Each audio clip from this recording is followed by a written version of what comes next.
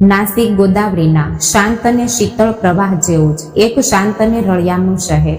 આજ નાસિકના ગંગાપુર રોડ વિસ્તારમાં આવેલા એક મનોહર 2 માળના બંગલાના હોલમાં આજે સવારથી જ ભારે અફરાતફરી અને દોડધામ ચાલી રહી હતી.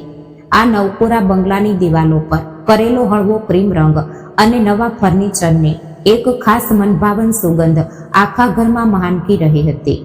બહાર આંગણામાં વાવેલા ગુલમોહરના ઝાડની ડાળીઓ પવન સાથે ઝૂલી રહી હતી અને બપોરનો મુલાયમ તડકો હોલની મોટી કાચની બારીમાંથી અંદર આવીને ટાઇલ્સ પર રેલાઈ રહ્યો હતો.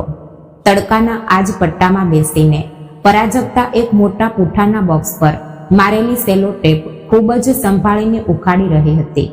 તેના ચહેરા પર પરસેવાના કેટલાક ટીપા ચમકી રહ્યા હતા, પરંતુ આંખોમાં એક અનોખો સંતોષ હતો, પોતાના હકના સુંદર ઘરનો સંતોષ. તેણે એ બોક્સ ખોલ્યો અને તેમાંથી લાકડાની ફ્રેમવાળો એક જૂનો ફોટો બહાર કાઢ્યો. એ ફોટામાં તેના પપ્પાનો હસતો ચહેરો હતો. ફોટા પર જામી ગયેલી ધૂળ પોતાની સાડીના પાલવથી લૂછતા જ પરાજકતાની આંખો આપોઆપ ભરાઈ આવી. તેના પપ્પા શ્રી પતિરાવ આખી જિંદગી એક સાદી જિલ્લા પરિષદ શાળામાં ગણિત અને વિજ્ઞાનના માસ્તર રહ્યા હતા. પપ્પાના પગલે ચાલીને પરાજકતા પણ નાસિકની એક ખાનગી શાળામાં વિજ્ઞાન શિક્ષિકા તરીકે કામ કરતી હતી. વ્યવહારની દરેક બાબત ભલે તેને ખબર ન હોય, પણ શિક્ષણને કારણે પ્રશ્ન પૂછવાની અને ખોટું ઓળખી લેવાની ટેવ તેનામાં ચોક્કસ હતી. પરાજકતાને પપ્પાનો એ સફેદ શર્ટ યાદ આવી રહ્યો હતો. તેની કોલર હંમેશા થોડી ફાટેલી રહેતી, પણ એ શર્ટ હંમેશા સ્વચ્છ અને સરસ ઇસ્ત્રી કરેલો રહેતો. ફાટેલી છત્રી અને જૂની ખટારા જેવી સાયકલ. દીકરી, શિક્ષણ અને ઘર એ જ માણસની સાચી સંપત્તિ હોય છે, એવું તેઓ હંમેશા કહેતા. પોતાના માટે તેમણે ક્યારેય નવો શર્ટ પણ સીવડાવ્યો નહીં, પણ પરાજકતાના દરેક જન્મ દિવસે તેના બેંક ખાતામાં તેઓ ચૂક્યા વગર થોડા થોડા પૈસા જમા કરાવતા. આખી જિંદગી પેટ કાપીને અને કરકસર કરીને તેણે પોતાની લાડકી દીકરી માટે એક મોટી રકમ છોડી હતી. એ જ પરસેવાની, મહેનતની અને નિસ્વાર્થ પ્રેમની મૂડીમાંથી પરાજકતાએ ગંગાપુર રોડનો આ બંગલો ખરીદ્યો હતો. આજે જો પપ્પા હોત તો આ બંગલો જોઈને તેમની આંખોમાંથી ચોક્કસ આનંદાશ્રુ વહી નીકળ્યા હોત. આ વિચારે જ પરાજકતાનો સાથ પુરાઈ ગયો. શું મેડમ, હજુ કેટલું કામ કરશો? થોડો આરામ તો કરો. પાછળથી આવેલા એક ઓળખીતા અને પ્રેમાળ અવાજે પરાજકતાની તંદ્રા તોડી. તેણે પાછળ ફરીને જોયું તો રોહિત ઊભો હતો, તેનો પતિ.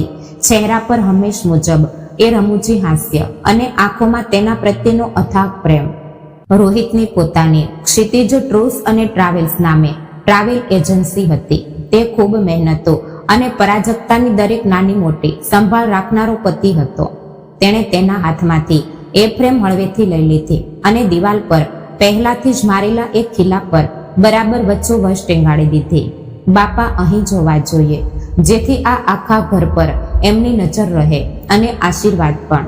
રોહિતે તેના ખાંધ પર હાથ મૂકતા ખૂબ સમજદારીથી કહ્યું.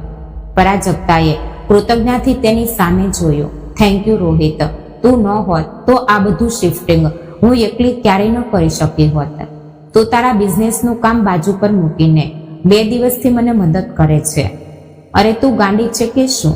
આ ઘર આપણું છે અને પત્નીને મદદ કરવામાં વળી કેવો અહેસાસ. પણ હવે તું બેસ, હું તારા માટે સરસ મજાની કોફી બનાવી લાવું છું. રોહિત હસતા હસતા બોલ્યો અને રસોડા તરફ વળવા જતો હતો. ત્યાં જ પાછળથી બીજો અવાજ આવ્યો. અરે રોહિત, એને કોફી નથી જોઈતી, મારો આદુવાળો ચા જોઈએ છે. સવારની નોકરી ઘસાયા કરે છે મારી દીકરી. પરાજકતાના સાસુમાં વસુધાતાએ હાથમાં ગરમ ગરમ ચાના 2 કપ લઈને હોલમાં આવ્યા. અંગ પર એક સાદી પણ સુઘડ બાંધણી સાડી, કપાળ પર મોટું કુમકુમનું તિલક અને ચહેરા પર માતૃત્વનો ભાવ. વસુધાતાએ ચાનો કપ પરાજકતાના હાથમાં આપ્યો અને તેની પીઠ પર ખૂબ જ પ્રેમથી હાથ ફેરવ્યો. અરે રાજુ, કેટલું કામ કરીશ? આ બધો સામાન શું આજે જ ને આજે જ ગોઠવી દેવો છે? ધીમે ધીમે કરશું બધું, તું શાંતિથી ચા પી લે. પહેલા સાસુમાનો એ પ્રેમાળ સ્પર્શ અને ચિંતાભર્યા શબ્દો સાંભળીને પરાજકતાને સ્વર્ગમાં હોવાનો અહેસાસ થયો. મમ્મી, કંઈ નહીં, બસ આ હોલના બોક્સ ગોઠવી લઉં. એટલે બેસવાની તો જગ્યા થાય. પરાજકતા ચાનો ગોટલો લેતા બોલી, ભલે બેટા, પણ બહુ થાકી ન જતી. તારા પપ્પાની પુણ્યાઈ અને આશીર્વાદથી કેટલી સુંદર વાસ્તુ મળી છે આપણને. આવો સુંદર બંગલો આખા નાસિકમાં શોધવા જતાય નહીં મળે. અને તારા જેવી ગુણિયલ વહુ ઘરમાં આવી એ તો અમારું ભાગ્ય. કેમ, બરાબર ને રોહિત? વસુધાતાએ રોહિત સામે જોતા કહ્યું. રોહિતે પણ હસતા હસતા માથું હલાવ્યું. પરાજકતાના મનમાં કૃતજ્ઞતાનું મોજું ફરી ગયું. તેના પપ્પા ગુજરી ગયા પછી તે ખૂબ એકલી પડી ગઈ હતી, પરંતુ રોહિત અને વસુધાતાએ તેને એવો મજબૂત આધાર આપ્યો હતો કે તેને ક્યારેય અનાથપણું અનુભવાયું જ નહીં. આવો પ્રેમાળ પરિવાર, આટલો સુંદર બંગલો અને પિતાની મહેનત સફળ થયાનો સંતોષ. પરાજકતાને લાગી રહ્યું હતું કે તેનું જીવન હવે એક પરિપૂર્ણ અને સુંદર વળાંક પર આવીને અટકી ગયું છે. આનાથી વધારે સુખની અપેક્ષા પણ શું હોઈ શકે? હોલમાં ખૂબ જ આનંદી અને પ્રસન્ન વાતાવરણ હતું. રોહિત કંઈક રમૂજી જોક સંભળાવી રહ્યો હતો અને વસુધાતાએ ખડખડાટ હસી રહ્યા હતા. પરાજકતા પણ તેમના હાસ્યમાં સામેલ થઈ ગઈ. બધું સ્વપ્ન જેવું એકદમ સરળતાથી ચાલી રહ્યું હતું. ત્યાં જ અચાનક એ શાંતિને ચીરતી પરાજકતાના મોબાઈલની રિંગ વાગી. પરાજકતાએ નજીકના ટેપોય પર રાખેલો પોતાનો મોબાઈલ હાથમાં લીધો. સ્ક્રીન પર એક અજાણ્યો નંબર ફ્લેશ થઈ રહ્યો હતો. તેણે ક્ષણભર વિચાર કર્યો અને કોલ રિસીવ કર્યો. હેલો. પરાજકતાના અવાજમાં થાક હોવા છતાં એક મીઠાશ હતી. હેલો, પરાજકતા તાઈ બોલો છો? સામેથી એક વયસ્કો જેવા પણ અત્યંત મક્કમ પુરુષનો અવાજ આવ્યો. અવાજમાં એક પ્રકારની અશાંતિ હતી. હા, હું પરાજકતા જ બોલું છું. આપ કોણ બોલો છો? હું તાત્યા સાહેબ કદમ, જેમની પાસેથી તમે આ બંગલો ખરીદ્યો છે. એ પરાજકતાના ચહેરા પર થોડું આશ્ચર્ય ઉપસી આવ્યું. તાત્યા સાહેબ કદમ એક અત્યંત સભ્ય અને શાંત સ્વભાવના ગૃહસ્થ હતા. ઘરની ખરીદી વેચાણ વખતે તેમની સાથે 2-3 વાર મુલાકાત થઈ હતી, પણ હવે વ્યવહાર પૂરો થયા પછી અચાનક એમનો ફોન કેમ આવ્યો હશે? અરે તાત્યા સાહેબ, નમસ્કાર. બોલો ને, કેમ છો તમે? કંઈ કામ હતું? પરાજકતાએ નમ્રતાથી પૂછ્યું. હોલમાં બેઠેલા રોહિત અને વસુંધરાતાએ પણ હવે કુતૂહલથી પરાજકતા સામે જોઈ રહ્યા હતા.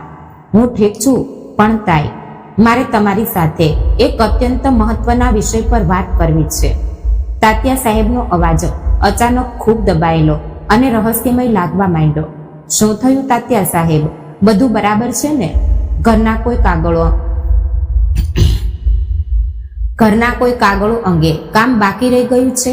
પરાજકતાના મનમાં શંકાની કાળી રેખા ખેંચાઈ. ફોન પર નહીં કહી શકાય. તમારે મને અત્યારે ને અત્યારે જ મળવું પડશે.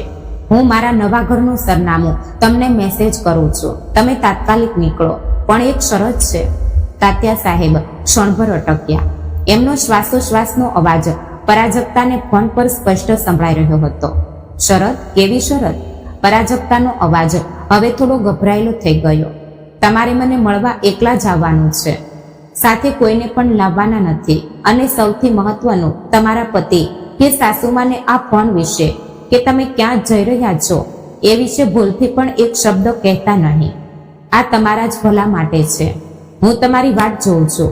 અને સામેથી ફોન કટ થઈ ગયો. ટુ એવો અવાજ પરાજકતાના કાનમાં ગુંજવા લાગ્યો. પરાજકતાના હાથમાંથી મોબાઈલ તેમજ કાન પાસે પકડેલો રહ્યો અને તેની આંખો ભયથી પહોળી થઈ ગઈ. તેના હૃદયના ધબકારા અચાનક વધી ગયા હતા. ગળું સાવ કોરું ધાકોર થઈ ગયું હતું. શું થયું રાજુ? કોનો ફોન હતો? આટલી કેમ ગભરાઈ ગઈ? રોહિતે ચિંતાભર્યા સ્વરે પૂછ્યું. વસુધાતાએ પણ પ્રશ્નાર્થ નજરે તેની સામે જોઈ રહ્યા હતા. પરાજકતાએ તેમના ચહેરા સામે જોયું, જે ચહેરા થોડીવાર પહેલા તેને દુનિયાના સૌથી પ્રેમાળ અને સુરક્ષિત લાગતા હતા. તેમની સામે હવે તાત્યા સાહેબના એ મક્કમ શબ્દો કોઈ ખતરાની ઘંટડી જેવા લાગી રહ્યા હતા. તમારા પતિ કે સાસુમાને આ વિશે કંઈ પણ કહેતા નહીં. નક્કી શું બન્યું છે? તાત્યા સાહેબને એવું તો શું કહેવું છે જેના માટે તેમણે મને એકલીને જ બોલાવી છે? મારા જ ઘરમાં મારા જ માણસોથી મને કેમ છુપાવવા કહી રહ્યા છે? પરાજકતાના મનમાં પ્રશ્નોનું એક ભયાનક વાવાઝોડું ઉઠ્યું હતું. બહાર પથરાયેલો બપોરનો તડકો હવે તેને અચાનક ઠંડો અને ભયાનક લાગવા માંડ્યો. પોતાના જીવનનું જે સ્વપ્નનું ઘર તેણે હમણાં સજાવવાનું શરૂ કર્યું હતું એ ઘરના પાયા નીચે જ કંઈક ભયંકર ભૂકંપ આવવાનો છે. તેની એક અજાણી અને કાળજુ કંપાવી દે તેવી આહટ તેને થઈ ગઈ. પરાજકતાએ જેમ તેમ કરીને પોતાને સંભાળી. તેના હૃદયના ધબકારા હજુ પણ તેજ જ હતા, પરંતુ તેણે ચહેરા પર ખોટું હાસ્ય લાવવાનો પૂરો પ્રયત્ન કર્યો. કંઈ નથી રોહિત, એ પ્લમ્બરનો ફોન હતો. બાથરૂમના એક પાઇપના ફિટિંગ વિશે કંઈક પૂછવું હતું. અને હા, મને અચાનક યાદ આવ્યું, મારે એક બહેનપણીને તાત્કાલિક કેટલાક જૂનો પુસ્તકો આપવાના છે. હું હમણાં જ જઈને આવું છું.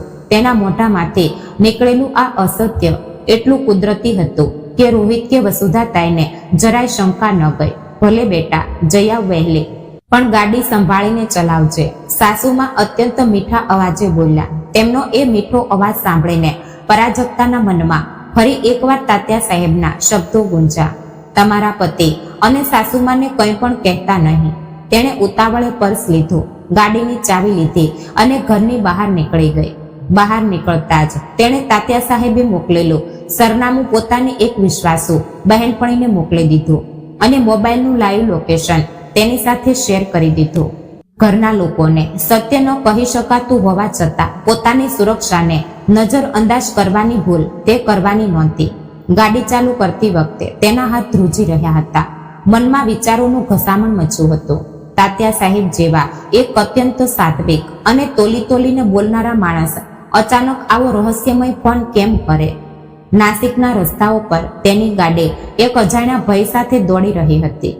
તાત્યા સાહેબે મોકલેલું સરનામું શહેરના બીજા છેડે આવેલી એક શાંતનવી સોસાયટીનું હતું, આનંદનગર. ત્યાં પહોંચીને તેણે એક સાદા ઘર સામે ગાડી થંભાવી. દરવાજો અડધો ખુલ્લો જ હતો, જાણે તાત્યા સાહેબ તેની જ રાહ જોઈ રહ્યા હતા. આવો તાઈ, અંદર આવો. દરવાજે ઉભેલા તાત્યા સાહેબે તેને અંદર બોલાવી. તેમના ચહેરા પર મન પર મોટો બોજ હોવાના ભાવ સ્પષ્ટ દેખાતા હતા. પરાજકતા અંદર ગઈ. ઘર એકદમ સાદું હતું. તાત્યા સાહેબે તેને એક ખુરશી પર બેસવા કહ્યું અને તેઓ પોતે તેની સામેની ખુરશી પર બેઠા. તેમના વચ્ચે થોડી ક્ષણો એક ભારે અશાંત શાંતિ છવાયેલી રહી. તાત્યા સાહેબ, શું થયું છે? તમે મને આમ અચાનક કેમ બોલાવી? મારા ઘરના લોકોથી શું છુપાવવાનું છે? પરાજકતાને ધીરજ હવે ખૂટી રહી હતી. તેનો અવાજ કાંપી રહ્યો હતો. તાત્યા સાહેબે એક ઊંડો શ્વાસ લીધો. તાઈ, હું એક સાદો નિવૃત્ત માણસ છું. કોઈના ઘરગથ્થુ ભાંગજળમાં પડવાની મારી બિલકુલ ઈચ્છા નથી. પણ મારી એક ભૂલને કારણે મને એવું કંઈક જોવા મળ્યું કે જો હું તમને ન કહું તો હું આખી જિંદગી મારી જાતને માફ ન કરી શકું. એવી ભૂલ? તમે શું જોયું? પરાજકતાના પેટમાં ભયનો ગોળો બંધાઈ ગયો. તમને એ બંગલો વેચતી વખતે મેં બધો સામાન કાઢી લીધો હતો, પણ હોલમાં ટીવી યુનિટની ઉપર આવેલા લાકડાના ડિઝાઇનિંગમાં મેં ઘરની સુરક્ષા માટે એક અત્યંત નાનો જૂનો આઈપી કેમેરો બેસાડેલો હતો. ઘર ખાલી કરતી વખતે એ કેમેરો કાઢવાનું મને વિસરાઈ ગયું. મેં તેની મોબાઈલ લિંક પણ બંધ કરી દીધી હતી, પણ તમારા નવા ઘરમાં ઇન્ટરનેટ શરૂ થયા પછી તમારા જૂના ક્લાઉડ એકાઉન્ટમાંથી એ પૂરી રીતે હટ્યો નહોતો. નવું ઇન્ટરનેટ શરૂ થતાં જ મોશન ડિટેક્શનની નોટિફિકેશન આવી અને ત્યારે મને આ બધું દેખાયું. ગઈકાલે હલચલની નોટિફિકેશન આવી ત્યારે મેં એ ક્લિપ ખોલી. શરૂઆતના કેટલાક શબ્દો સાંભળતા જ મને કંઈક ગંભીર હોવાનો અહેસાસ થયો, એટલે ખાતરી કરવા ખાતર મેં આખું રેકોર્ડિંગ જોયું. તમારા વિરુદ્ધનો ષડયંત્ર સ્પષ્ટ થતાં જ મારી જમીન સરકી ગઈ અને મેં તમને તાત્કાલિક બોલાવ્યા. તાઈ, હવે એ રેકોર્ડિંગ તમે જાતે જ જુઓ. તાત્યા સાહેબે તેમના ટેબલ પરનું લેપટોપ ખોલ્યું, સ્ક્રીન પર કંઈક પ્લે કર્યું અને લેપટોપ પરાજકતા તરફ ફેરવ્યું. પરાજકતાએ લેપટોપની સ્ક્રીન સામે જોયું. એ તેના જ નવા ઘરનો હોલ હતો. ગઈકાલ બપોરનો સમય હતો. વિડીયોમાં પરાજકતા ઘરમાં નહોતી, પણ રોહિત અને વસુધાતાઈ હોલના સોફા પર ખૂબ જ નિરાંતે બેઠા હતા. વિડીયો શરૂ થયો અને પરાજકતાની આંખો સ્ક્રીન પર ચોંટી ગઈ. લેપટોપના સ્પીકરમાંથી વસુધાતાઈનો અવાજ સ્પષ્ટ સંભળાવા લાગ્યો, પણ આ અવાજ થોડીવાર પહેલા ચા આપતી વખતે જેવો મીઠો અને પ્રેમાળ હતો એવો બિલકુલ નહોતો. તેમાં એક ભયાનક ઠંડાપણો અને કપટ હતા. રોહિત, આ જો, આપણને ઉતાવળ કરીને નહીં ચાલે. એ છોકરી ભાવુક છે. એના બાપે આખી જિંદગી ઘસાઈને જે કમાણી ભેગી કરી છે ને, એ એમ કંઈ સહજતાથી આપણા હાથમાં નહીં આવે. એના માટે આપણને એના વિશ્વાસનો પૂરેપૂરો ઉપયોગ કરવો પડશે. વસુધાતાઈ વિડીયોમાં આંખો કાઢીને રોહિતને કહી રહ્યા હતા. પરાજકતાના કાળજામાં કોઈએ છરી ભોંકી હોય તેવી વેદના થઈ. એના બાપે ઘસાઈને આ શબ્દો તેના કાનમાં ગુંજવા લાગ્યા. વિડીયોમાં રોહિત અત્યંત બેશરમીથી હસી રહ્યો હતો. મમ્મી, તું શું કામ આટલી ચિંતા કરે છે? અરે એ મારા પર એવો અંધવિશ્વાસ રાખે છે કે હું કોઈ કાગળ વાંચ્યા વગર પણ સહી કરવા કહીશ ને તોય એ મારા પર શંકા નહીં કરે. તું ફક્ત એટલું જણાવ કે આ ઘરના વ્યવહારિક અધિકારો મારા નામે કેવી રીતે લાવવા? પરાજકતાનો શ્વાસ રૂંધાઈ ગયો. જે રોહિતને તે પોતાનો શ્વાસ માનતી હતી એ જ રોહિત તેના વિશ્વાસની આવી મજાક ઉડાવી રહ્યો હતો. વિડીયોમાં વસુધાતાઈ આગળ બોલ્યા, અરે ફક્ત બંગલો નહીં, એના બાપે મૂકેલા બાકીના પૈસા પર પણ આપણને નિયંત્રણ મેળવવું છે. પણ ઉતાવળ નથી કરવાની. પહેલા એના વિશ્વાસનો ઉપયોગ કરીને કેટલાક મહત્વના કાગળો પર સહી લેવી પડશે. બાકીનો દાવ હું તને સરસ રીતે સમજાવું છું. અરે માસ્તરની છોકરી છે, એને ક્યાં વ્યવહારની કશી ખબર પડે છે?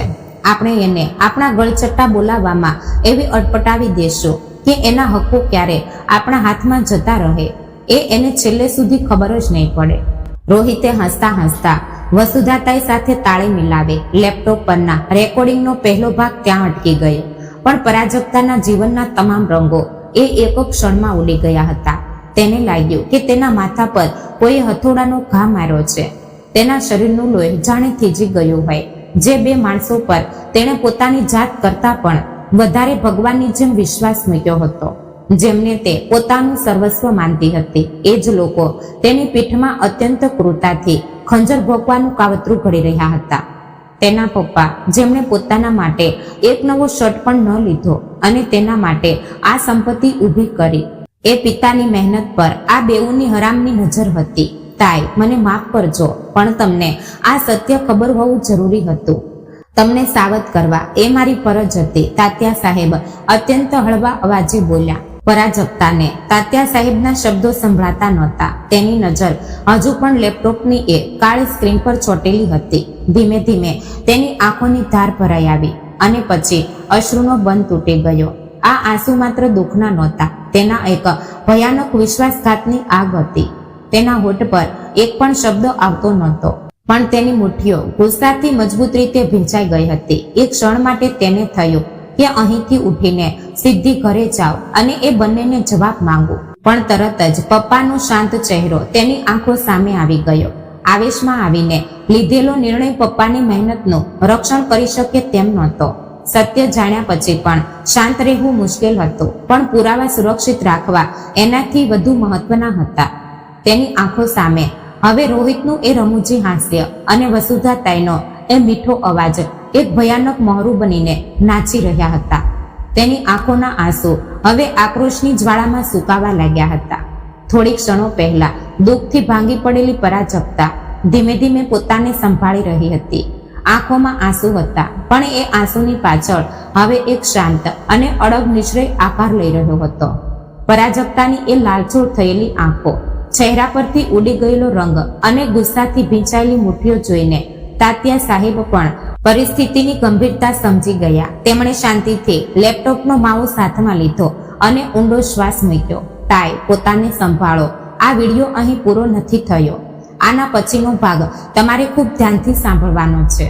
એમણે અસલમાં શું કાવતરું રચ્યું છે અને તેઓ તમને કેવી રીતે જાળમાં ફસાવાના છે એ આમાં સાવ સ્પષ્ટ થાય છે. તમને સત્ય પૂરેપૂરું ખબર હોવું જ જોઈએ. તાત્યા સાહેબે વિડીયો ફરી થોડો આગળ કરીને પ્લે કર્યો. લેપટોપની સ્ક્રીન પર વસુધાતાઈનો એ જ કપટી અને ઠંડો ચહેરો ફરી દેખાયો. તેઓ સોફા પર થોડા આગળ નમ્યા અને અવાજ વધુ દબાયેલા પણ અત્યંત ધારદાર સ્વરમાં રોહિતને સમજાવવા લાગ્યા. રોહિત, ફક્ત ગોળ ગોળ વાતો કરીને અને પ્રેમનો ખોટો ડોળ કરીને કામ નહીં થાય. કાયદાની પાંજળીમાં આપણે ક્યાંય પકડાઈ ન જઈએ એની સંભાળ આપણે રાખવી પડશે. હું મારી એક ઓળખીતી અને હોશિયાર વકીલને ગઈકાલે જ મળીને આવી છું. એમણે આપણને એક અત્યંત મજબૂત અને સુરક્ષિત રસ્તો બતાવ્યો છે.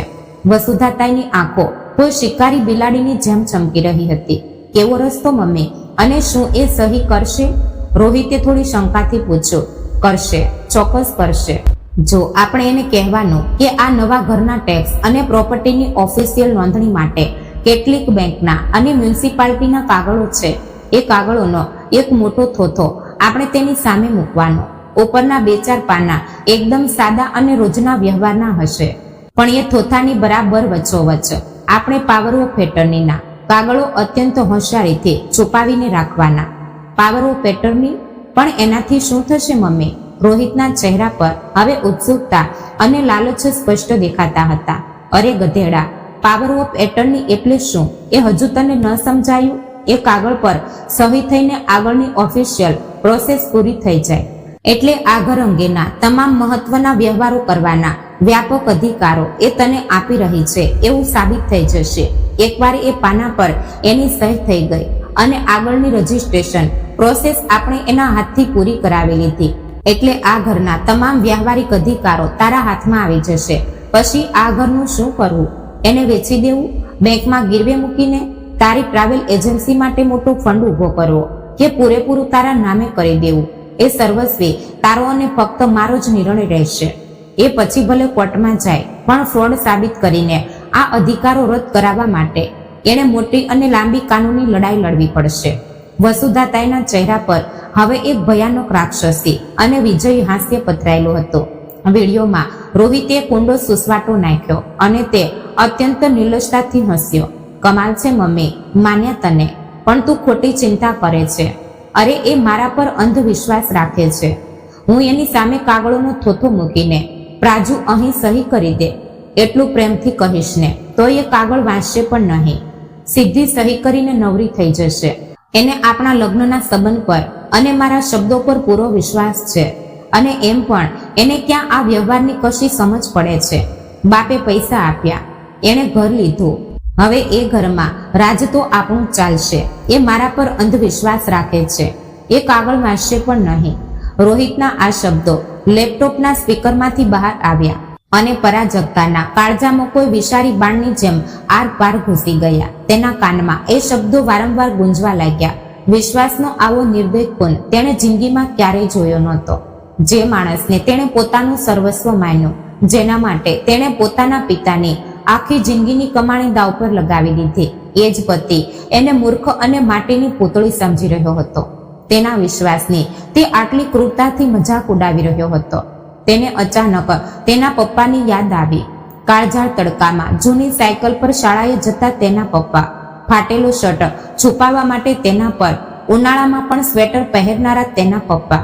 મારી દીકરીને ક્યારેય કોઈની સામે હાથ લંબાવવાનો વારો ન આવે, એનું પોતાનું એક હકનું છાપરું હોય એવું કહેતા કહેતા પોતાના પેટને પાટો બાંધીને તેમણે 1-1 રૂપિયો ભેગો કર્યો હતો. અને આજે આ બે ગીધડાએ પરસેવાની કમાણી પર, એ પવિત્ર મહેનત પર ડાંચો મારવા માટે નવો નીચ ઘાટ ઘડી રહ્યા હતા.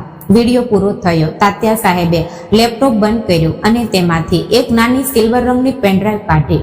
એ પેનડ્રાઈવ તેમણે પરાજકતાના ધ્રુજતા હાથ પર મૂકી. તાત્યા સાહેબે એ રેકોર્ડિંગની એક કોપી પોતાની પાસે અને બીજી એક સુરક્ષિત ડિજિટલ જગ્યાએ સેવ કરી રાખી હતી, જેથી પેનડ્રાઈવ ખોવાઈ જાય કે નષ્ટ થઈ જાય તો પણ પુરાવો સુરક્ષિત રહે.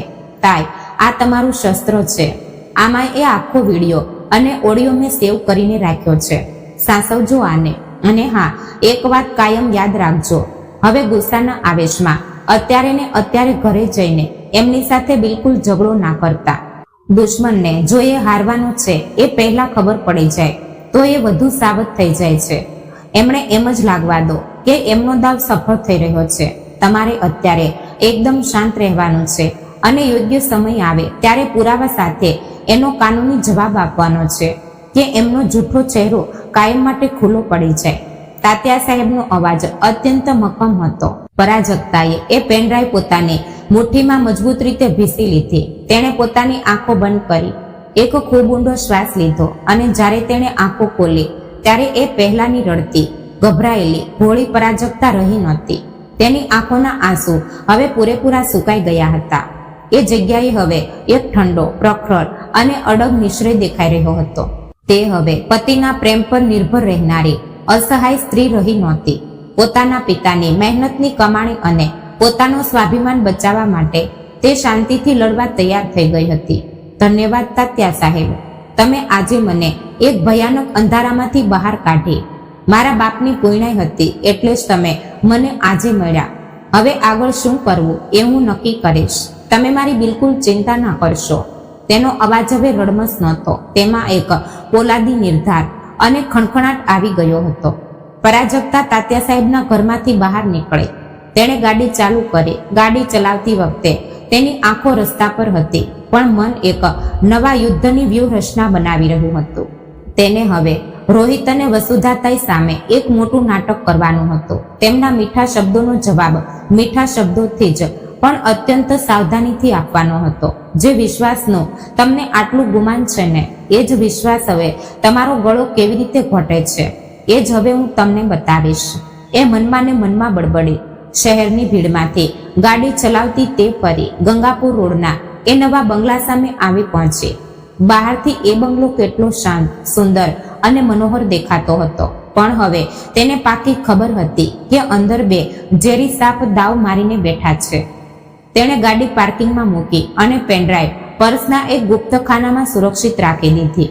મુખ્ય દરવાજા નજીક આવતા જ તેણે મનમાં પાક્કો નિશ્ચય કર્યો, પપ્પા, આજ સુધી મેં એમના પર અંધવિશ્વાસ રાખ્યો, પણ હવે એમનો સાચો ચહેરો પુરાવા સાથે ખુલ્લો પાડીશ. દરવાજામાં પગ મૂકતા પહેલા પરાજકતા એ ઊંડો શ્વાસ લીધો.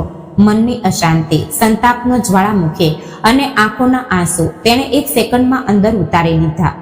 ચહેરા પર એક અત્યંત કુદરતી, મીઠું અને ભોળી વહનું મોહરું પહેરી લીધું. તે ઘરમાં પ્રવેશી ત્યારે રોહિત સોફા પર બેસીને ટીવી જોઈ રહ્યો હતો અને વસુધાતાઈ રસોડામાં કંઈક કરી રહ્યા હતા. આવી ગઈ રાજુ? શું પછી? આપી આવ્યા બહેનપણીને પુસ્તકો? રોહિતે અત્યંત પ્રેમથી પૂછ્યું. હાજી, થોડી વાર લાગી ગઈ વાતો કરવામાં, પરાજકતા હસીને બોલી. તેનું એ હસવું એટલું સહજ હતું કે ખુદ તેને જ પોતાના અભિનય પર અચરજ થયો. અંદરથી તેનું હૃદય ગુસ્સાથી ધડકી રહ્યો હતો, પણ બહારથી તે સાવ શાંત હતી.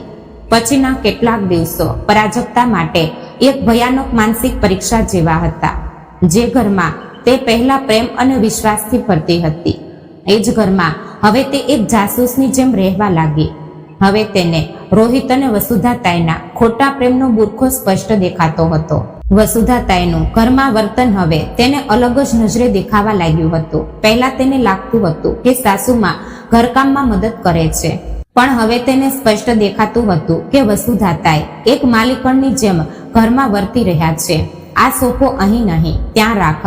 હોલના પડદાનો રંગ મારી રૂમને મેચ નથી થતો, એ બદલવો પડશે. બગીચામાં કયો છોડ વાવવા એ હું જ નક્કી કરીશ. આવા હુકમો તેઓ અત્યંત સહજતાથી છોડવા લાગ્યા હતા, જાણે પરાજકતા આ ઘરમાં માત્ર એક મહેમાન હોય અને ખરી માલકણ વસુધાતાઈ જ હોય. રોહિતનું વર્તન પણ હવે તેને અતિશય અણગમાસ્પદ લાગવા માંડ્યું હતું. તે જ્યારે પ્રેમથી તેના ખભા પર હાથ મૂકતો ત્યારે તેના શરીરમાંથી ધ્રુજારી પસાર થઈ જતી. જે સ્પર્શમાં તેને ક્યારેક સુરક્ષા લાગતી હતી, એ સ્પર્શ હવે તેને કોઈ ઝેરી સાપના આંકડા જેવો લાગતો હતો. આમ છતાં તેણે પોતાના ચહેરાના ભાવ જરાય બદલવા ન દીધા. તે તેમના દરેક ખોટા પ્રેમને એટલી જ ખોટી મીઠાશથી જવાબ આપી રહી હતી. તેના મનનું વાવાઝોડું ચહેરા પરની શાંતિ પાછળ ખૂબ જ હોશિયારીથી છુપાયેલું હતું. આમને આમ 4-5 દિવસ વીતી ગયા. એક દિવસ સાંજે રોહિત રોજ કરતા વહેલો ઘરે આવી ગયો. તેના ચહેરા પર એક અલગ જ આનંદ અને ઉત્સાહ હતો. તેના હાથમાં એક મોટી જાડી ફાઇલ હતી. પરાજકતા રસોડામાં ચા બનાવી રહી હતી. તે સીધો રસોડામાં આવ્યો અને પાછળથી તેને ભેટી પડતા બોલ્યો, રાજુ, આજે સાંજે આપણે બહાર જમવા જઈએ, એક સરસ હોટલમાં.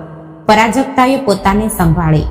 તેણે તેના આલિંગનમાંથી હળવેથી પોતાની જાતને છોડાવી અને ગેસ બંધ કરતા હસીને પૂછ્યું, અરે વાહ, આજે અચાનક કંઈ ખાસ? આ તો કંઈ નથી, પણ આપણા નવા ઘરના કેટલાક મહત્વના કામ આજે પૂરા થયા છે. તે ફાઇલ હોલના ટેબલ પર મૂકતા બોલ્યો. પરાજકતા ચાના કપ લઈને હોલમાં આવી. વસુધાતાઈ પહેલેથી જ ત્યાં આવીને બેઠી હતી. તેમના ચહેરા પર એક છુપાયેલો પણ ઓળખીતો કુટિલ આનંદ પ્રાજકતાને સ્પષ્ટ દેખાઈ રહ્યો હતો. આજુ પ્રાજુ, રોહિતે તે જાડી ફાઇલ ખોલી. આપણા આ બંગલાની મ્યુનિસિપાલિટીની અધિકૃત નોંધણી, બેંકના કેટલાક ટેક્સ વ્યવહાર અને પ્રોપર્ટી ટ્રાન્સફરની આ ફાઇલ છે. મારા ઓળખીતા એજન્ટે બધા કામ કરાવી આપ્યા છે. આમાં ફક્ત કેટલીક જગ્યાએ તારી સહીઓ જોઈએ છે. એકવાર તું સહીઓ કરી દે એટલે પછી આપણને કશું જ ટેન્શન નથી. બધું જ એકદમ ક્લિયર. રોહિતે અત્યંત મીઠા શબ્દોમાં તે ફાઇલ તેની સામે સરકાવી. સાથે એક મોંઘી પેન પણ મૂકી. વસુધાતાએ પણ તરત જ પોતાનો સૂર પુરાવ્યો. હા પ્રાજુ, કરી દે જલ્દી સહીઓ. આ સરકારી કામ એટલે મોટી માથાકૂટ હોય છે ભાઈ. રોહિતે પોતે ધ્યાન આપીને બધું કરાવી લીધું છે તે સારું થયું. તું શા માટે આ કોર્ટ કચેરી અને કાગળિયાના છપ્પરમાં પડે છે? તું તારી શાંતિથી નોકરી કર. આ બધું રોહિત સંભાળી લેશે. પરાજકતાના મનમાં ક્રોધનો વિસ્ફોટ થયો. મારો બાપ આખી જિંદગી તાપમાં મજૂરી કરતો રહ્યો અને આ ગીધડા મારા બાપની સંપત્તિ એક સહી પર હડપ કરવા નીકળ્યા છે. આ વિચારો તેના મગજમાં વંટોળ સર્જી રહ્યા હતા. પણ તેણે ચહેરા પર અત્યંત ભોળાપણું અને અજ્ઞાનતાના ભાવ આણ્યા. તેણે તે ફાઇલ હાથમાં લીધી. ફાઇલનું વજન અને તેમાં છુપાયેલી તે ભયાનક કાવતરું તેને અનુભવાઈ રહ્યું હતું. તેણે પેન હાથમાં લીધી, પણ સહી કરવાને બદલે તે અત્યંત નિર્દોષતાથી રોહિત સામે જોઈને બોલી, અરે રે, આટલા બધા કાગળો છે અને આ બધું કાયદાકીય નિષ્ણાતોની ભાષામાં છપાયેલું છે. મને તો આમાંનું કંઈ સમજાતું જ નથી. અરે એટલે જ તો હું કહું છું, તું શા માટે મગજ ચલાવે છે? જ્યાં ચોકડી કરી છે ત્યાં ફક્ત સહીઓ કરી દે. હું છું ને બધું જોવા માટે.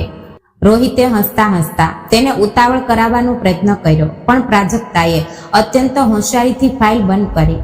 તે છાતીએ સરસી ચાંપી અને મીઠું હસીને બોલી, અરે વાહ, તારો શબ્દ એટલે મારા માટે કાયદો જ છે. પણ પપ્પા હંમેશા કહેતા કે કોઈ પણ કાગળ વાંચ્યા વગર ક્યારેય સહી ન કરવી. હું આ ફાઇલ નિરાતે વાંચી લઉં છું. આજે રાત્રે મને ઊંઘ આવે ત્યાં સુધી મારી પાસે સમય જ સમય છે. હું બધું વાંચીને કાલે સવારે તને સહીઓ કરી આપું છું. ચાલશે ને? રોહિત અને વસુધાતાઈના ચહેરાનો રંગ એક સેકન્ડ માટે ઉડી ગયો. તેમને લાગ્યું કે પરાજકતા હંમેશાની જેમ કંઈ પણ જોયા વગર તરત જ સહીઓ કરી દેશે. પણ બીજી ક્ષણે તેમણે એકબીજા સામે જોયું અને તેમની નજરોની આપ-લે થઈ. તે નજરમાં એક સ્પષ્ટ સંદેશ હતો, કરવા દે વાંચવાનો પ્રયત્ન. આ અઘરી કાયદાકી ભાષામાં આને શું સમજાવવાનું છે? હા ચાલશે ને? રોહિતે ફરી પોતાના ચહેરા પર એ જ ખોટો પ્રેમનો મુખવટો પહેરી લીધો. વાંચી લે નિરાંતે, કોઈ ઉતાવળ નથી. આમ પણ તું આટલી ભણેલી ગણેલી જ છે, તને સમજાઈ જ જશે બધું. તે બંનેના એકબીજા સામે જોઈને હસવામાં એક વિજયી અહંકાર હતો. તેમને લાગતું હતું કે તેમનો શિકાર હવે બરાબર જાળમાં ફસાઈ ગયો છે. હવે બસ રાત વીતવાની જ વાર હતી. તેઓ મીઠું હસતા એકબીજાને ઈશારા કરી રહ્યા હતા. રાતના 2 વાગ્યા હતા. આખું નાસિક શહેર અને ગંગાપુર રોડનો તે વિસ્તાર શાંત ઊંઘમાં સરી પડ્યો હતો. બંગલામાં પણ નીરવ શાંતિ છવાયેલી હતી. બેડરૂમમાં રોહિત ઘસઘસાટ ઊંઘી રહ્યો હતો. તેના નસકોરાનો ધીમો અવાજ ઓરડામાં ગુંજી રહ્યો હતો. પરાજકતા પલંગ પર આંખો મીચીને પડી હતી, પણ તેની ઊંઘ ક્યારની ઉડી ગઈ હતી. તેણે હળવેથી આંખો ખોલી રોહિત તરફ એક તિરસ્કારભરી નજર નાખી. અત્યંત સાવચેતીથી, અવાજનો એક પણ અંશ કર્યા વગર તે બેડ પરથી ઉઠી. તેણે કબાટમાંથી તે જાડી ફાઇલ બહાર કાઢી. રૂમમાં અંધારું હતું. તે ફાઇલ લઈને દબાયેલા પગલે ઘરના નાના સ્ટડી રૂમમાં ગઈ. તેણે અંદરથી દરવાજો બંધ કરી લીધો. બારીના પડદા પૂરેપૂરા ખેંચેલા છે તેની ખાતરી કરી અને પછી ટેબલ લેમ્પનો પીળો મંદ પ્રકાશ ચાલુ કર્યો. તેના હૃદયના ધબકારા વધી ગયા હતા. તાત્યા સાહેબે જણાવેલું તે ભયાનક કાવતરું, તે પાવર ઓફ એટોર્ની આ કાગળોના ઢગલામાં ક્યાંક છુપાયેલું હતું. પ્રાજક્તાએ એક ઊંડો શ્વાસ લીધો, બાપનું સ્મરણ કર્યું અને ધ્રુજતા હાથે તે ફાઇલ ખોલી. ટેબલ લેમ્પના પીળા મંદ પ્રકાશમાં પરાજકતાની આંખો ફાઇલની વિગતો પર ઝડપથી ફરવા લાગી. બહારથી આવતા તમરાના અવાજ સિવાય આખા ઘરમાં સ્મશાનવંત શાંતિ હતી. પરાજકતાની આંખો ફાઇલમાં લખેલા શબ્દો પરથી ઝડપથી પસાર થઈ રહી હતી. પહેલા 2-3 પાના એકદમ સામાન્ય હતા. તેમાં ઘરનું સરનામું, ટેક્સની માહિતી અને મહાનગરપાલિકાના કેટલાક રોજિંદા ફોર્મ હતા. ઉપર છેલ્લું જોતા તેમાં કંઈ પણ શંકાસ્પદ લાગતું નહોતું. કોઈ પણ સામાન્ય માણસ આ ઉપરના પાના વાંચીને સહેલાઈથી ચેતરાઈ ગયો હોય, પણ પરાજકતા હવે સામાન્ય કે ભોળી રહી નહોતી. તે એક એક પાનું અત્યંત બારીકાઈથી ઉઠલાવા લાગી. 10મું પાનું, 11મું પાનું, 12મું પાનું અને પછી આવ્યું પાના નંબર 14. આ પાના પરની ભાષા અચાનક બદલાઈ ગઈ હતી. તે સાદી રોજિંદી ભાષા નહોતી, પણ કોર્ટ કચેરીમાં વપરાતી અત્યંત અઘરી, ભારે અને કાયદાકીય ભાષા હતી. તે સાદી રોજિંદી મરાઠી ભાષા નહોતી, પણ કોર્ટ કચેરીમાં વપરાતી અત્યંત અઘરી, ભારે અને કાયદાકીય ભાષા હતી. પાના પર સૌથી ઉપર ઘાટા અક્ષરે લખ્યું હતું, અપરિવર્તનની કુલ મુખ્યાર્તન નામું, અખંડિત પાવર ઓફ એટર્ની. પરાજકતાના હૃદયનો ધબકારો ચૂકી ગયો. તેણે આંખો તાણીને તે ઝીણા અક્ષરોમાં લખેલી વિગતો વાંચવાનું શરૂ કર્યું. જેમ જેમ તે લીટીઓ વાંચતી ગઈ તેમ તેમ તેના પગ નીચેની જમીન ખસતી હોવાનો તેને આભાસ થયો. તે પાના પર લખેલી બાબતોનો સરળ અર્થ એવો થતો હતો કે હું પરાજકતા મારી પૂરી શુદ્ધિમાં અને કોઈ પણ દબાણ વગર મારા નામે રહેલી આ મિલકતના તમામ કાયદાકીય હકો મારા પતિ રોહિતને બહાલ કરું છું. આ પછી આ ઘરનું વેચાણ કરવું, ઘર પર બેંકમાંથી લોન લેવી, તે ગીરો મૂકવો કે અન્ય કોઈ પણ વ્યક્તિના નામે ટ્રાન્સફર કરવું, આ તમામ બાબતો માટે મારા પતિને મારી કોઈ પણ પૂર્વ પરવાનગી લેવાની જરૂર રહેશે નહીં. તેમનો નિર્ણય જ મારો આખરી નિર્ણય ગણાશે. પરાજકતાની આંખોમાં ક્રોધનો તણખો ચમક્યો. કેટલી નિષ્ઠા, કેટલું ભયાનક કાવતરું! તે મન જ મનમાં કકળી ઉઠી. આ સહીનો દુરુપયોગ કરીને અને આગળની રજિસ્ટ્રીની પ્રક્રિયા છેતરપિંડીથી પૂરી કરીને તેમણે ઘર પર નિયંત્રણ મેળવવાનો પ્રયાસ કર્યો હતો. ત્યારબાદ પોતાનો હક્કો પાછા મેળવવા માટે પરાજકતાને લાંબી કાયદાકીય લડાઈ લડવી પડી હોત. તેણે સહેજ પણ સમય બગાડ્યા વગર પોતાનો સ્માર્ટફોન કાઢ્યો, કેમેરાની ફ્લેશ બંધ કરી અને ફાઇલમાંના પ્રત્યેક પાનાનો, ખાસ કરીને તે 14મા પાનાનો અત્યંત સ્પષ્ટ ફોટો પાડી લીધો. તમામ ફોટા વ્યવસ્થિત સેવ થઈ ગયા છે તેની ખાતરી કર્યા પછી તેણે તે ફોટા પોતાના સુરક્ષિત ઈમેલ આઈડી પર મોકલી દીધા અને એક વિશ્વાસુ બહેનપણી પાસે પણ તેની નકલ સાચવીને રખાવી દીધી. તેણે તે ફાઇલ જેમ હતી તેમ જ ચોકસાઈથી બંધ કરી અને ફરીથી બેડરૂમમાં કબાટમાંથી જ્યાં કાઢી હતી ત્યાં જ હળવેથી મૂકી દીધી. રોહિત હજુ પણ ઘસઘસાટ ઊંઘમાં નસકોરા બોલાવી રહ્યો હતો. તેણે સ્વપ્નમાં પણ ખ્યાલ નહીં હોય કે તેનો શિકાર હવે તેનો શિકાર કરવા માટે સજ્જ થઈ ગયો છે. બીજે દિવસે સવારે પ્રાજક્તાએ હંમેશાની જેમ જ હસતો ચહેરો રાખ્યો. રોહિતે ફાઇલ વિશે પૂછતા તેણે અત્યંત મીઠા અવાજે કહ્યું, અરે કાલે હું ખૂબ થાકી ગઈ હતી, 2-4 પાના જ વાંચ્યા અને ઊંઘ આવી ગઈ. પણ તું ચિંતા ન કર, આજે શાળામાં પણ ખૂબ કામ છે અને કાલે પણ સમય નહીં મળે.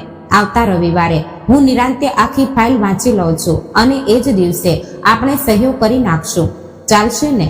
રવિવારનું નામ સાંભળતા જ રોહિત અને વસુધાતાઈના ચહેરા પર ખુશીનો ઉભરો આવ્યો. હા, રવિવારે નિરાંતે, વસુધાતાઈ તરત જ બોલી. શુક્રવારે સવારે 9 વાગ્યે ઓફિસનું બહાનું કાઢીને પરાજકતા ઘરની બહાર નીકળી. પણ તેની ગાડી ઓફિસ તરફ જવાને બદલે શહેરના એક જૂના અને ધમધમતા વિસ્તાર તરફ મળી. એક જૂની ઇમારતના બીજા માળે એડવોકેટ કાલેની ઓફિસ હતી. એડવોકેટ કાલે શહેરમાં એક અત્યંત હોશિયાર, અનુભવી અને પ્રામાણિક વકીલ તરીકે ઓળખાતા હતા. તેમની ઓફિસ કોઈ કોર્પોરેટ કેબિન જેવી ઝાકળ જામવાળી નહોતી. આજુબાજુ જૂની ફાઇલોના ઢગલા અને કાયદાના જાડા મોટા પુસ્તકોથી ભરેલા કબાટ હતા. એક સાદા લાકડાના ટેબલ પાછળ 55-56 વર્ષના એડવોકેટ કાળે બેઠા હતા. તેમની આંખોમાં એક વિલક્ષણ તીક્ષ્ણતા હતી. પરાજકતાએ કેબિનમાં પ્રવેશ કર્યો. તેણે દરવાજો અંદરથી બંધ કર્યો અને એડવોકેટ કાલેની સામે બેસીને બનેલી તમામ ઘટના અત્યંત ટૂંકમાં પણ સ્પષ્ટ રીતે જણાવી. તેણે મોબાઈલમાંના તે ફાઇલના ફોટા અને તાત્યા સાહેબે આપેલી પેનડ્રાઈવ એડવોકેટ કાલેના ટેબલ પર મૂકી. એડવોકેટ કાલેએ અત્યંત શાંતિથી તે વિડીયો જોયો. તેમનો ચહેરો ભાવહીન હતો, પણ અનુભવી આંખો પરિસ્થિતિની ગંભીરતા સમજી ગઈ હતી. ત્યારબાદ તેમણે પરાજકતાએ પાડેલા દસ્તાવેજોના ફોટાની બારીકાઈથી તપાસ કરી. બેન, એડવોકેટ કાલે સશમા નીચે કરતા ગંભીર અવાજે બોલ્યા, આ ખૂબ જ વિચારીને અને કાયદાની ચટકબારીઓનો અભ્યાસ કરીને રચવામાં આવેલો દાવ છે. તેમણે અત્યંત હોશિયારીથી સાદા રજિસ્ટ્રેશનના કાગળોમાં આ જનરલ પાવર ઓફ એટર્નીનું પાનું ઘુસાડી દીધું છે. જો તમે વાંચ્યા વગર આના પર સહી કરી દીધી હોત અને તેમણે આગળની રજિસ્ટ્રીની પ્રક્રિયા પૂરી કરી લીધી હોત તો તમારી મિલકત અંગે વ્યવહાર કરવાના વ્યાપક અધિકારો તેમના હાથમાં જતા રહ્યા હોત. છેતરપિંડી સાબિત કરીને તે અધિકારો રદ કરાવવા માટે તમારે મોટી અને લાંબી કાયદાકીય લડાઈ લડવી પડત. તો હવે શું કરવાનું છે વકીલ સાહેબ? મારે મારું ઘર કોઈ પણ સંજોગોમાં બચાવવું છે. એ મારા પપ્પાના પરસેવાની કમાણી છે. પરાજકતાનો અવાજ થોડો ગળગળો થઈ ગયો. તમે સહેજ પણ ગભરાશો નહીં, એડવોકેટ કાળે હસીને બોલ્યા. કાયદો જેટલો ચેતરામણો લાગે છે તેનાથી ઘણા વધારે ગણો તે રક્ષણ આપનારો હોય છે. આ ઘરની માલિકી પૂરેપૂરી તમારા નામે છે. આપણે આજે ને આજે જ સબ રજિસ્ટ્રાર કચેરીમાં લેખિત વાંધો અને સંભવિત છેતરપિંડી અંગેની અરજી આપી દઈએ છીએ. તમે કોઈને પણ સ્વૈચ્છિક રીતે પાવર ઓફ એટોર્ની આપેલું નથી તેની નોંધ કરાવી દઈએ. આની સાથે જ પોલીસ સ્ટેશનમાં પ્રતિબંધાત્મક ફરિયાદ આપીને આ કાગળો પુરાવા તરીકે સુરક્ષિત કરી લઈએ. આ લેખિત ફરિયાદ અને આપણી પાસેના પુરાવાઓને લીધે સંભવિત છેતરપિંડીની અધિકૃત નોંધ તૈયાર થઈ જશે. ત્યારબાદ તેની પ્રત્યેક હિલચાલ પર આપણે કાયદાકીય નજર રાખી શકીશું અને જો તેઓ આગળની પ્રક્રિયા કરવાનો પ્રયત્ન કરશે તો તાત્કાલિક યોગ્ય કાર્યવાહી કરી શકાશે. આ સાંભળીને પરાજકતાના જીવમાં જીવ આવ્યો. તેણે રાહતનો શ્વાસ લીધો, પણ બીજી ક્ષણે તેની આંખો ફરી કઠોર થઈ ગઈ. વકીલ સાહેબ, ઘર તો બચી જશે, પણ મારે ફક્ત ઘર નથી બચાવવું. પ્રાજકતા અત્યંત મક્કમ અવાજે બોલી. મારે આ બંનેનો જૂઠો ચહેરો, તેમનો એ મુખવટો તેમના જ મોં પર ખુલ્લો પાડવો છે. જે વિશ્વાસનું તેમણે ખૂન કર્યું છે તે વિશ્વાસની કિંમત તેમણે ચૂકવવી જ પડશે. તેમને લાગે છે કે હું રવિવારે સહી કરવાની છું. મારે રવિવારે જ તેમનો આ ખેલ કાયમ માટે ખતમ કરવો છે. એડવોકેટ કાલે પરાજકતાના આ સાહસિક વલણને જોઈને પ્રભાવિત થયા. તેમણે પ્રશંસાપૂર્વક માથું હલાવ્યું. મને તમારો આ લડાયક મિજાજ ગમ્યો બેન. રડવા બેસવા કરતા અન્યાય સામે ઊભા રહેવું કાયમ સારું. ઠીક છે, આપણે રવિવારે જ તેમના આ નાટકનો છેલ્લો અંક લખીશું. હું રવિવારે યોગ્ય સમયે પુરાવા સાથે ત્યાં પહોંચી જઈશ.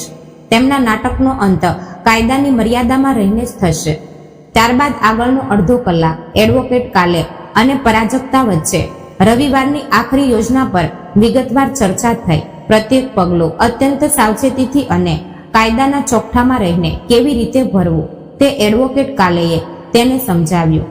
સંપૂર્ણ પ્લાનિંગ નક્કી થયા પછી પરાજકતા ખુરશી પરથી ઊભી થઈ. તેના ચહેરા પર હવે કોઈ પણ પ્રકારનો ડર બચ્યો નહોતો. ગઈકાલ સુધી પતિના પ્રેમ પર પૂરો વિશ્વાસ રાખનારી તે સાદી શિક્ષિકા આજે પોતાના હકોના રક્ષણ માટે મજબૂત કાયદાકીય યોજના બનાવીને બહાર નીકળી રહી હતી. એડવોકેટ કાલેની કેબિનમાંથી બહાર નીકળતી વખતે તેણે પર્સમાં રાખેલી પેનડ્રાઈવ અને મોબાઈલ ફરી એકવાર ચકાસી લીધા. તેના હોઠ પર એક અત્યંત ઠંડુ અને આત્મવિશ્વાસસભર સ્મિત હતું. રવિવારની વાટ જુઓ. હવે તમારા ખોટા પ્રેમનો પ્રત્યેક મુખવટો પુરાવાઓ સાથે ઉતારું છું એવો વિચાર કરતી તે અતિશય મજબૂત પગલે વકીલની ઓફિસમાંથી બહાર નીકળી. વકીલની કેબિનમાંથી બહાર નીકળેલી પરાજકતા જ્યારે ઘરે પાછી ફરી ત્યારે તેણે ઘરમાં પગ મૂકતા પહેલા જ ફરી એકવાર વિશ્વાસુ અને સાદી પત્નીનો મુખવટો પોતાના ચહેરા પર ધારણ કરી લીધો. ઘરમાં આવતા જ તેણે સોફા પર બેઠેલા રોહિત અને વસુધાતાઈને હસીને કહ્યું, રોહિત, હું તે ફાઇલ વાંચવા બેઠી હતી, પણ તે કાયદાકીય ભાષામાં મને કંઈ સમજાતું નથી. જે કંઈ વાંચ્યું તે બરાબર જ લાગે છે. પરમ દિવસે રવિવાર છે. આપણે રવિવારે સાંજે નિરાતે બેસીને આ બધી સહીઓનું કામ પતાવી દઈએ એટલે તમારા માથા પરથી પણ બોજ હળવો થઈ જાય. આ સાંભળતા જ રોહિત અને વસુધાતાઈના ચહેરા પર જે આનંદ છવાઈ ગયો હતો તે જોવા જેવો હતો. તે કોઈ સામાન્ય માણસનો આનંદ નહોતો, પણ કોઈ મોટા શિકારી પર ત્રાટકવાની તક મળેલા હિંસક પ્રાણીઓનો રાક્ષસી ઉન્માદ હતો. એકબીજા સામે જોતી વખતે તેમની નજરમાં એક વિજયી ચમક હતી. રવિવાર સુધી ઘરમાં અક્ષરશ ઉત્સાહનો ઉભરો આવ્યો હતો. વસુધાતાઈના વર્તનમાં હવે ઉગાડો માલિકી ભાવ દેખાવા લાગ્યો હતો. સહી થયા પહેલા જ બંગલો પોતાના કબજામાં આવી ગયો હોય તેમ તેઓ ભવિષ્યની યોજનાઓ બનાવવા લાગ્યા હતા. બીજા જ દિવસે સવારે હોલમાં ચા પીતા પીતા તેઓ રોહિતને અત્યંત માલિકી હકથી બોલ્યા, અરે રોહિત, આ હોલ જરા વધારે પડતો સાદો અને જૂનો લાગે છે. આપણે એક કામ કરીએ, સામેની દિવાલનું આખું રૂપ બદલીને ત્યાં મોટું લાકડાની કમાનવાળું ડેકોરેટિવ ડિઝાઇન બનાવીએ અને જૂનો સોફો ફેંકી જ દઈએ. તેના બદલે એકદમ રજવાડા સ્ટાઇલનો એક મોટો લાકડાનો હિંચકો અને મખમલી ગાદીવાળો નવો સોફો લઈએ. હવે પૈસાની ક્યાં અડચણ છે આપણને? રોહિત પણ પૈસા અને સત્તાની મસ્તીમાં ફૂલાઈ ગયો હતો. હા મમ્મી, એકવાર આ પ્રોપર્ટી મારા નામે થઈ જાય એટલે આ ઘર પર હું બેંકમાંથી એક મોટી લોન ઉપાડીશ. મારી ટ્રાવેલ એજન્સી માટે 2 નવી આલિશાન લક્ઝરી બસો ખરીદીશ. પછી જો આ શહેરમાં આપણો કેવો વટ પડે છે.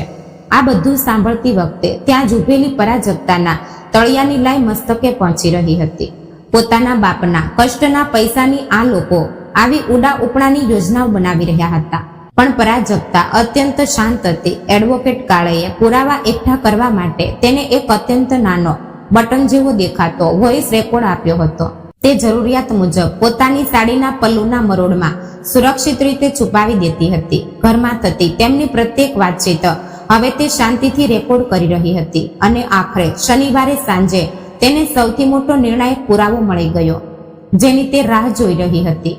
પરાજકતા ટેરેસ પર કપડાં સૂકવે છે એવું સમજીને રોહિત અને વસુધાતાએ હોલમાં ધીમા અવાજે વાતો કરી રહ્યા હતા. પણ પરાજકતા હોલના દરવાજા પાછળ દિવાલને અડીને ઊભી હતી અને તેણે રેકોર્ડર ચાલુ કરી દીધું હતું. વસુધાતાએ ચિંતાથી કહ્યું, રોહિત, કાલે રવિવારે તે નક્કી સહી કરી દેશે ને? અને સહી કરતી વખતે જો તેણે તે કાગળો વાંચ્યા અને તેને શંકા ગઈ તો?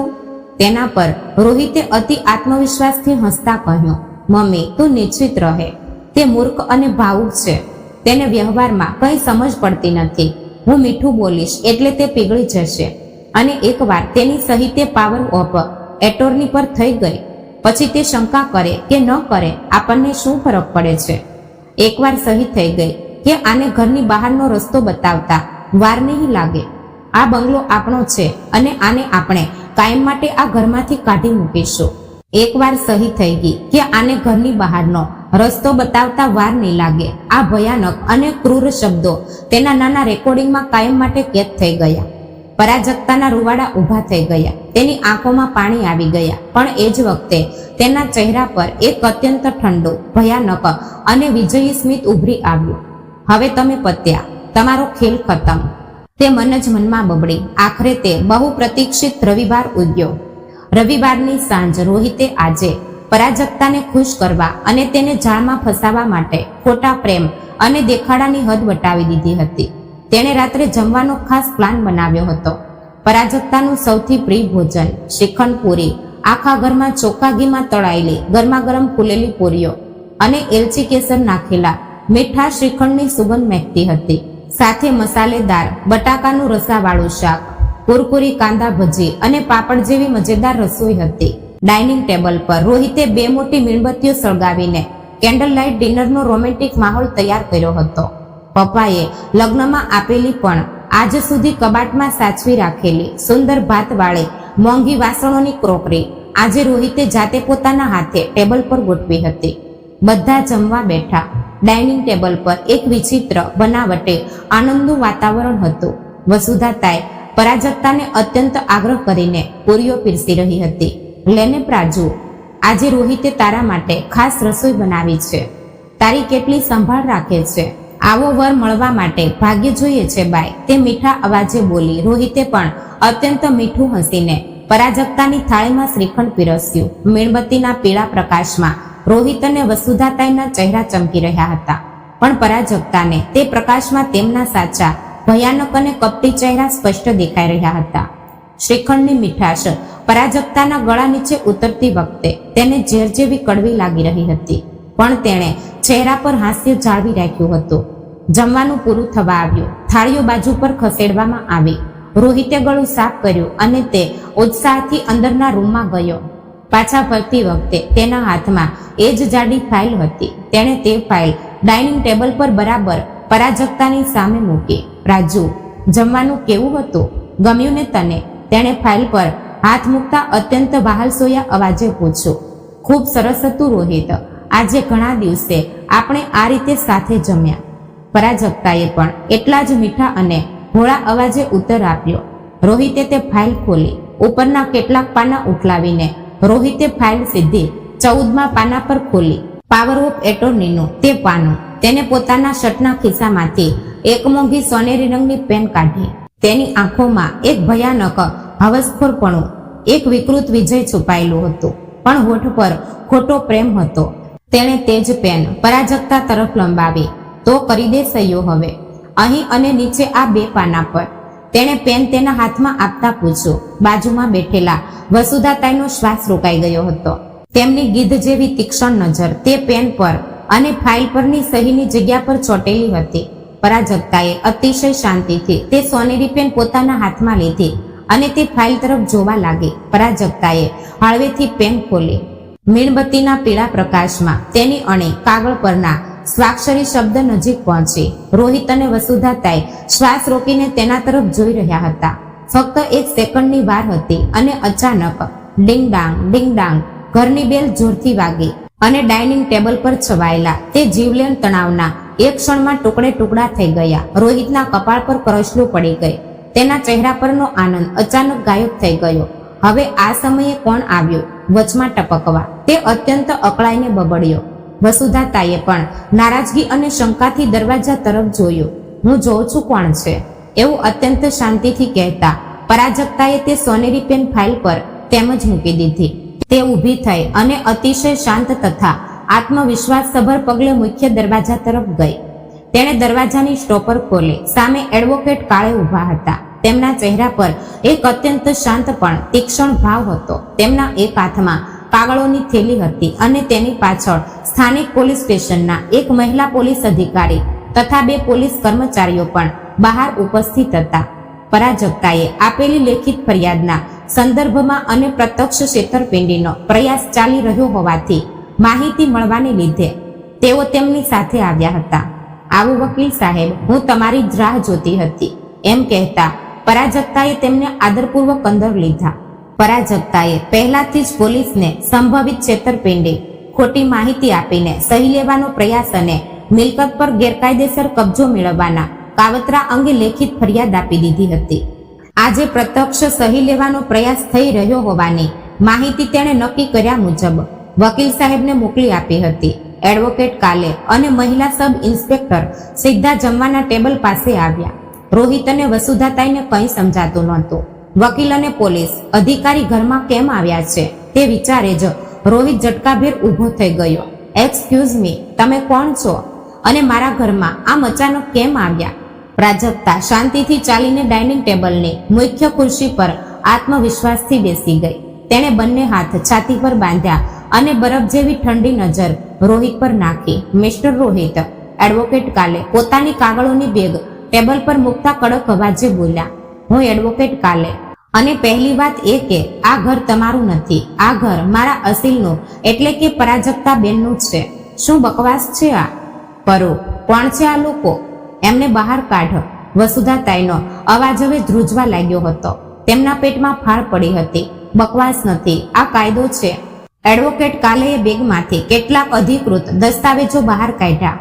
પ્રાજક્તાબેનની સૂચના મુજબ સબ રજિસ્ટ્રાર કચેરીમાં સંભવિત છેતરપિંડી અંગે લેખિત વાંધો અરજી દાખલ કરવામાં આવી છે. તેમણે તમને કોઈ પણ પાવર ઓફ એટોર્ની સ્વૈચ્છિક રીતે આપેલું નથી. તેની કાયદાકીય નોંધ તૈયાર કરવામાં આવી છે. આની સાથે જ પોલીસમાં પણ પુરાવાઓ સાથે ફરિયાદ આપવામાં આવી છે. પ્રાજક્તાબેનની સ્વૈચ્છિક સંમતિ વગર અને જરૂરી અધિકૃત પ્રક્રિયા વગર આ ઘરનું વેચાણ, ગીરો વ્યવહાર કે માલિકી હકનો ટ્રાન્સફર કાયદેસર રીતે થઈ શકે નહીં. ખાસ કરીને એડવોકેટ કાલેએ ફાઇલમાંના 14મા પાના તરફ આંગળી ચીંધી. આવા છેતરપિંડીથી બનાવેલા પાવર ઓફ એટોર્ની દ્વારા તો બિલકુલ નહીં.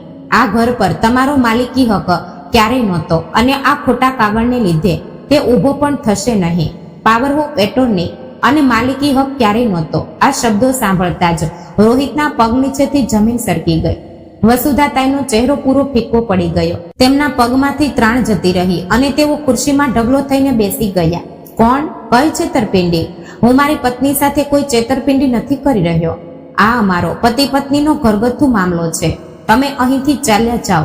રોહિતે ખોટો વટ બતાવવાનો છેલ્લો લાચાર પ્રયાસ કર્યો. પરાજકતા ખુરશી પરથી ઊભી થઈ. તેનો ચહેરો કોઈ દીપતી જ્વાળા જેવો સળગી રહ્યો હતો. તેની આંખોમાંથી હવે આંસુ નહીં, તણખા જરી રહ્યા હતા. તેણે પોતાની સાડીના પલ્લુમાંથી એક નાનું વોઇસ રેકોર્ડ કાઢ્યું અને તે રોહિત સામે ટેબલ પર મૂક્યો.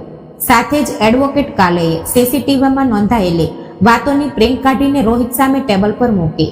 પરાજકતાએ રેકોર્ડનું બટન દબાવ્યું અને તે શાંત હોલમાં રોહિતનો જ અવાજ ગુંજવા લાગ્યો. એકવાર સહી થઈ ગઈ કે આને ઘરની બહારનો રસ્તો બતાવતા વાર નહીં લાગે. આ બંગલો આપણો છે અને આને આપણે કાયમ માટે આ ઘરમાંથી કાઢી મૂકીશું. રેકોર્ડિંગમાં પોતાનો જ કાવતરાખોર અવાજ સાંભળતા જ રોહિતના ગળામાં શબ્દો અટકાઈ ગયા. તેની આંખો ડરથી પહોળી થઈ ગઈ. તેનો તે ખોટો મીઠો મુખવટો હવે પૂરેપૂરો ફાટી ગયો હતો. વસુધાતાઈ તો અક્ષરશ ધ્રુજવા લાગ્યા. તેમને પરસેવો છૂટી ગયો. કેમ? અવાજ ઓળખાતો નથી પોતાનો? પરાજકતાનો અવાજ હવે ક્રોધથી ધ્રુજી રહ્યો હતો, છતાં પ્રત્યેક શબ્દમાં મક્કમતા અને ધાર હતી. તમને શું લાગ્યું? હું મૂર્ખ છું? બાઘી છું? પ્રેમમાં આંધળી થયેલી અસહાય સ્ત્રી છું? તેના વિશ્વાસનો તમે ગમે તેમ ગેરફાયદો ઉઠાવી શકો. મારી પીઠ પાછળ મારા જ બાપના પૈસા પર દાડો મારવાના કાવતરા રચતા તમે જરાય શરમ ન આવી? તે આંધળો વિશ્વાસ કરે છે, તે કાગળો વાંચવાની જ નથી, એવો અહંકાર હતો ને તમને, તમારા ખોટા પ્રેમનો. રોહિત માન નીચી નાખીને ઊભો હતો. તેના હાથ કાંપી રહ્યા હતા. રાજુ, મારું સાંભળ, તે એક ગેરસમજ. બસ. પરાજકતાનો અવાજ આખા હોલમાં ગુંજી ઉઠ્યો. રોહિત આગળ બોલે તે પહેલા જ તે તેના પર રોકડા અવાજે જોવા લાગી. મારા નામનો ઉચ્ચાર પણ કરવાનો નહીં હવે. મારો બાપ આખી જિંદગી ફાટેલા શર્ટમાં શાળાએ ગયો. કાળઝાળ તાપમાં તૂટેલી સાયકલ ચલાવીને પોતાના પેટને પાટો બાંધીને તેણે આ પૈસા ભેગા કર્યા હતા. શાના માટે? તો કે તેની દીકરીને કોઈની સામે હાથ લંબાવવો ન પડે એટલા માટે. તેમના એક પણ પરસેવાના ટીપાની કિંમત તમને ક્યારેય સમજાય નહીં. અને તમે બે નિર્લજ્જોની જેમ તે કષ્ટના પૈસા પર ટાંપીને બેઠા હતા. તમે મારા વિશ્વાસનું ખૂન કર્યું છે. પતિ અને સાસુના સંબંધોને કાળશ છોડી છે તમે. વસુધાતાએ રડમસ થઈને આંચળ પાથરતા બોલ્યા, બેટા, અમને માફ કરી દે. પૈસાની લાલચમાં અમારાથી મોટી ભૂલ થઈ ગઈ, પણ ઘરની વાત ઘરમાં જ પતાવીએ આપણે. અમે તારા છીએ ને. આમ વકીલ અને પોલીસને ઘરમાં લાવીને આપણી ઇજ્જત ચોકે ન રાખ. તમે ક્યારેય મારા નહોતા, તમે ફક્ત આ પૈસાના હતા. અને ઇજ્જત? જેમની પોતાની લાયકાત પૈસા માટે ઘર ભાંગવાની છે, એમની વળી કઈ ઇજ્જત? પરાજકતાએ અત્યંત કડક શબ્દોમાં કહ્યું. તેણે પોતાની આંગળી મુખ્ય દરવાજા તરફ બતાવી. જે ઘરને તમે હડપ કરવા નીકળ્યા હતા ને, એ જ ઘરના દરવાજા બહાર હું હવે તમને બંનેને ઊભા રાખવાની છું. Get out. અત્યારે ને અત્યારે જ તમારો જરૂરી સામાન લો અને મારા ઘરમાંથી નીકળી જાઓ. ફરી ક્યારેય આ ઘર નજીક કે મારી જિંદગીમાં પાછા આવવાનો પ્રયત્ન નહીં કરતા, નહીતર હું આ બધા પુરાવા પોલીસને આપીને તમારા વિરુદ્ધ છેતરપિંડીની પૂરી કાયદાકીય કાર્યવાહી કરીશ. મહિલા સબ ઇન્સ્પેક્ટર આગળ આવ્યા. તેમણે શાંત પર કઠોર અવાજે રોહિતને કહ્યું કે સામે રહેલા પુરાવા ફરિયાદના ભાગરૂપે અધિકૃત રીતે નોંધવામાં આવી રહ્યા છે અને તેણે પૂછપરછ માટે પોલીસ સ્ટેશન હાજર રહેવું પડશે. પરિસ્થિતિ વધારે ન બગડે એટલા માટે બંને પક્ષે કોઈ વિવાદ કે બળજબરી ન કરવી, એવું તેમણે સ્પષ્ટ કર્યું. ત્યારે રોહિતે પોતે જ જાતે કેટલાક સમય માટે ઘરની બહાર રહેવાની તૈયારી દર્શાવી. તેણે પરાજકતા પાસેથી રેકોર્ડિંગની નકલ, દસ્તાવેજોના ફોટા અને તેની લેખિત ફરિયાદની પૂરક નોંધ અધિકૃત રીતે સ્વીકારી. રોહિત અને વસુધાતાઈના ચહેરા સાવ કાળા પડી ગયા હતા. તેમનો વટ, તેમનો અહંકાર, તેમનો તે ભયાનક પ્લાન એક જ ઝાટકે ધૂળમાં મળી ગયા હતા. સામે રહેલા પુરાવા, પોલીસની ફરિયાદ અને પરાજકતાનો મક્કમ નિર્ણય જોઈને રોહિતનો બચેલો આવેશ પણ ઓગળી ગયો. વિવાદ વધારતી પરિસ્થિતિ વધુ ગંભીર બનશે તે વસુધાતાઈને પણ સમજાઈ ગયું. રોહિત અને વસુધાતાઈએ પોતાનો જરૂરી સામાન લીધો. આગળની પૂછપરછ અને કાયદાકીય પ્રક્રિયાનો સામનો કરવા સિવાય બીજો કોઈ માર્ગ ન હોવાથી બંને માન નીચી રાખીને ઘરની બહાર નીકળી ગયા. પરાજકતાએ સ્પષ્ટ કરી દીધું કે આગળ તે રોહિત સાથે રહેશે નહીં અને વૈવાહિક સંબંધો અંગેનો નિર્ણય પણ કાયદાકીય માર્ગે જ લેશે. દરવાજા બહાર જતા જતા રોહિતે એકવાર પાછળ ફરીને જોયું. તેને લાગ્યું કે પરાજકતાની આંખોમાં થોડી તો દયા દેખાશે, પણ પરાજકતાની આંખોમાં હવે તેના માટે કોઈ ભીનાશ બચી નહોતી. ત્યાં ફક્ત એક પરમ કઠોરતા અને સ્વાભિમાન હતા. તે બંનેની પીઠ પાછળની આકૃતિઓ અંધારામાં વિલીન થઈ ગઈ.